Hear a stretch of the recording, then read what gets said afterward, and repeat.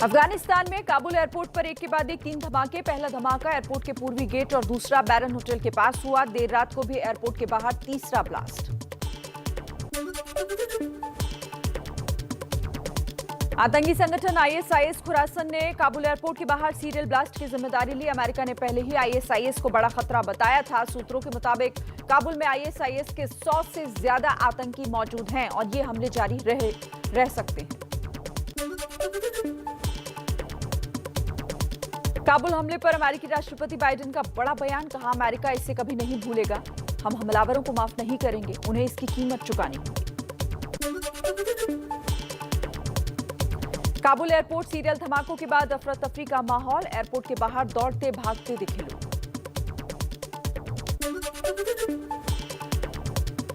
Kabul airport के बाहर धमाके के बाद हालात पर भारत सरकार की नजर। जानकारी के मुताबिक विस्फोट वाली जगह पर उस वक्त कोई भारतीय मौजूद नहीं था। काबुल धमाकों के घायलों को इमरजेंसी हॉस्पिटल में एडमिट कराया गया। इलाज में जुटे डॉक्टर हॉस्पिटल पहुंचने से पहले ही कई लोगों ने तोड़ा दम। पेंटागन के मुताबिक काबुल में हुए धमाके आत्मघाती हमला। धमाके में 2 आत्मघाती हमलावर और एक बंदूकधारी भी शामिल था। काबुल एयरपोर्ट के बाहर एबे गेट के पास उसी नाले के करीब धमाका हुआ जिसमें कई दिनों से अफगान एयरपोर्ट में दाखिल होने के लिए खड़े थे। धमाके के बाद उस नाले में जख्मी हालत में गिरे लोगों की विचलित कर देने वाली तस्वीरें सामने आई। तालिबान ने काबुल में आतंकी धमाके की निंदा की, अमेरिका को जिम्मेदार बताया। तालिबानी प्रवक्ता ज़बीउल्लाह ने कहा कि हमले वाली जगह अमेरिकी सेना का कंट्रोल है, सुरक्षा की जिम्मेदारी उसकी थी।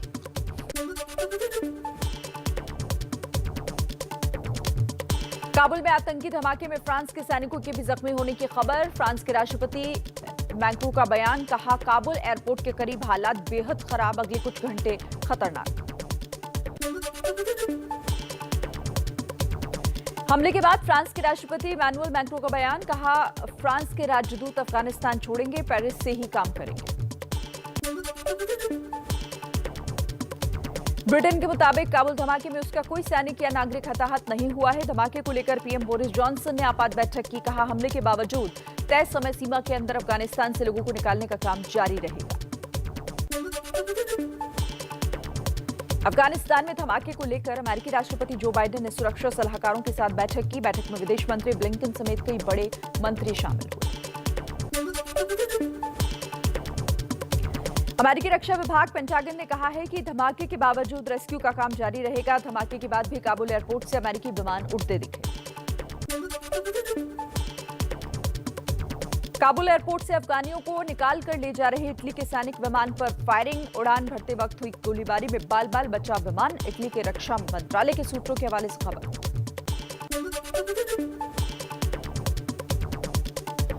काबुल एयरपोर्ट के बाहर हजारों की संख्या में भीड़ उमड़ी। भीड़ भगाने के लिए तालिबान का अत्याचार जारी। तालिबानियों ने वाटर कैनन से पानी की बौछार की। तालिबान ने अफगानों के देश छोड़ने पर रोक लगाई। अफगानिस्तान के पंजशीर पहुंचा तालिबान का कुख्यात कमांडर पीर आगा। पंजशीर में तालिबान और नॉर्दर्न अलायंस की फौज के बीच जंग जारी है। तालिबान को मान्यता देने पर रूस ने अभी कोई फैसला नहीं लिया। रूसी राष्ट्रपति पुतिन के प्रवक्ता ने कहा, हम अफगानिस्तान के हालात और भविष्य में तालिबान के कदम पर करीब से नजर रखेंगे। बड़े बड़े देश तालिबान पर वेट एंड वॉच की नीति पर चल रहे हैं, लेकिन पाकिस्तान के पीएम इमरान खान ने तालिबान के साथ सकारात्मक बातचीत के लिए खुलकर अंतर्राष्ट्रीय समुदाय से अपील की है। अफगानिस्तान के पूर्व उपराष्ट्रपति अमरुल्लाह सालेह का आरोप, तालिबान की जीत के लिए अमेरिका और पाकिस्तान जिम्मेदार। पाकिस्तान के तालिबान के लिए अमेरिका को ब्लैकमेल किया तो अमेरिका ने वापसी से पहले हमें तैयारी का मौका तक नहीं दिया। अचानक हवाई हमले रोक दिए। तालिबान ने तुर्की से अपील की। 31 अगस्त को अमेरिकी फौज की विदाई के बाद काबुल एयरपोर्ट के ऑपरेशन शुरू करने में तकनीकी मदद मांगी, लेकिन तुर्की की सेना को भी जाने को कहा। अफगानिस्तान के हालात पर भारत में करीब 3 घंटे हुई सर्वदलीय बैठक। विदेश मंत्री एस जयशंकर बोले, हर नेता के सवाल का जवाब दिया, लेकिन तालिबान के साथ बातचीत को लेकर अभी इंतजार करना होगा। अफगानिस्तान संकट पर सर्वदलीय बैठक के बाद कांग्रेस का सरकार को समर्थन। आनंद शर्मा ने कहा, हमें सभी मुद्दे पर जानकारी दी गई, इसमें कोई पार्टी की नीति या राजनीति का मतलब नहीं, हम सब साथ हैं। सर्वदलीय बैठक में टीएमसी ने सीएए कानून का विरोध किया, पर शिवसेना ने टीएमसी का विरोध करते हुए सरकार का साथ दिया। कहा, सीएए की वजह से दूसरे देशों के अल्पसंख्यकों को नागरिकता देना सरकार का सही कदम। एबीपी न्यूज को सूत्रों से जानकारी मिली है, सर्वदलीय बैठक में एस जयशंकर ने कबूला है, काबुल पर तालिबान के कब्जे के आखिरी 3 दिनों में जो हुआ उसे भारत नहीं भांप सका। तालिबान से संपर्क पर बोले, अगर तालिबान से संपर्क नहीं करता तो अपने लोगों को भारत कैसे लाता। तालिबान मुद्दे पर सरकार की बैठक से संतुष्ट नहीं एमआईएम प्रमुख असदुद्दीन ओवैसी। कहा, तालिबान के आने से देश में आतंकवाद का खतरा बढ़ेगा। सरकार ने कई सवालों के जवाब नहीं दिए, मान्यता देने की खबरों पर भी सवाल उठाए। ऑपरेशन देवी शक्ति के तहत काबुल में फंसे लोगों को निकालने की मुहिम जारी। कल 24 भारतीय और 11 नेपाली नागरिकों समेत कुल 35 लोग काबुल से लाए गए।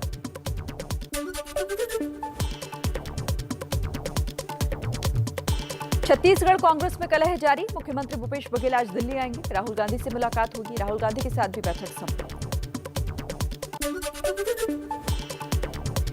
सीएम भूपेश बघेल के दिल्ली पहुंचने से पहले छत्तीसगढ़ कांग्रेस के विधायक दिल्ली में जमा हुए। 35 से ज्यादा विधायक दिल्ली पहुंच चुके हैं।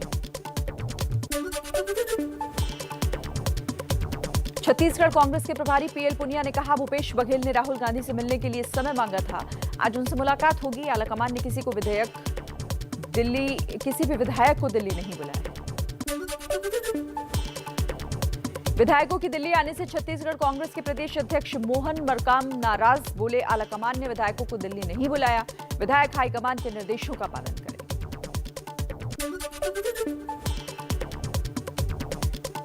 दिल्ली में राहुल गांधी से मुलाकात के बाद छत्तीसगढ़ के स्वास्थ्य मंत्री सिंहदेव के बदले सुर। कहा, हम सब साथ हैं। 2.5 साल सीएम की बात को पार्टी में कभी हुई ही नहीं है।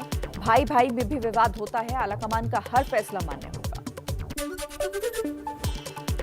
पंजाब में थम नहीं रहा कांग्रेस की अंदरूनी कलह। कैप्टन अमरिंदर सिंह के 4 बागी मंत्रियों में से 3 मंत्री कल कैबिनेट की बैठक में शामिल नहीं हुए।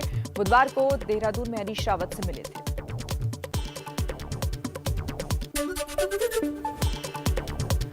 पंजाब में कैबिनेट की बैठक के बाद सीएम कैप्टन अमरिंदर सिंह का शक्ति प्रदर्शन। राणा गुरमीत सिंह सोढ़ी के घर पर 50 से ज्यादा विधायक और 8 सांसद डिनर के लिए पहुंचे।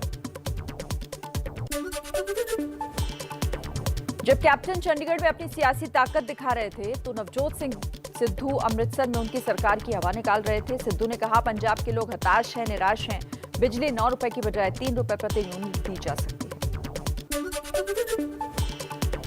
पंजाब में दिल्ली के सीएम केजरीवाल ने सिद्धू के सलाहकारों के बयान पर कांग्रेस को घेरा। बोले, कश्मीर पर कांग्रेस नेताओं का इस तरह का बयान सही नहीं। कश्मीर से लेकर कन्याकुमारी तक भारत एक है।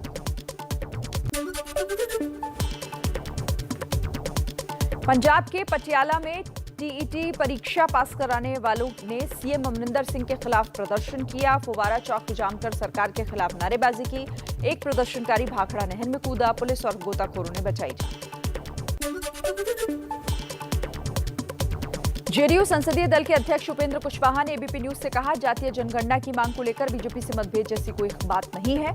अगर बीजेपी के नेता साथ देते हैं तो कोई नुकसान नहीं है, लेकिन बीजेपी के लोग क्या सोचते हैं और बाहर क्या बोलते हैं पता नहीं।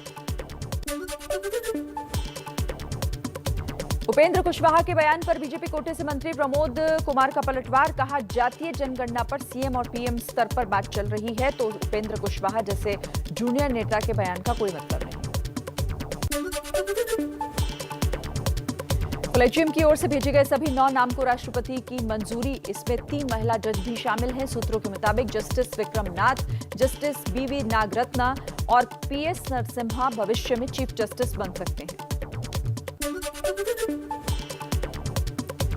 उत्तराखंड के देहरादून में लगातार हो रही मूसलाधार बारिश के बाद टपकेश्वर महादेव मंदिर के बीच पानी का तेज बहाव। कई इलाकों में जलभराव की स्थिति, नदी का जलस्तर बढ़ा। बिहार के मुजफ्फरपुर जिले में अब छोटी नदियों का कहर। लगातार हो रही बारिश से नून और खदाने नदी का जलस्तर बढ़ा। कई पंचायत में बाढ़, सड़कों पर भरा पानी।